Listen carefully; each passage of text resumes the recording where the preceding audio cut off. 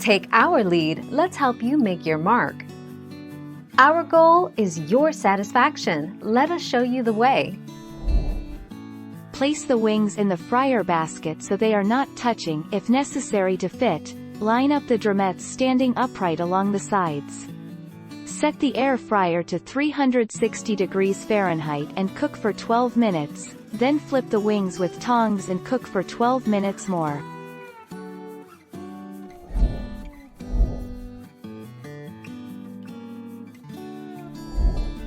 Take our lead. Can I stack wings in air fryer? You can stack them, but more skin that is exposed, the crispier the chicken wings will be. Due to this, I suggest you cook them in 2 batches.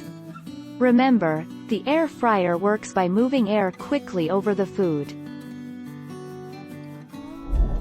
Thank you for watching. Please subscribe and hit the bell notification.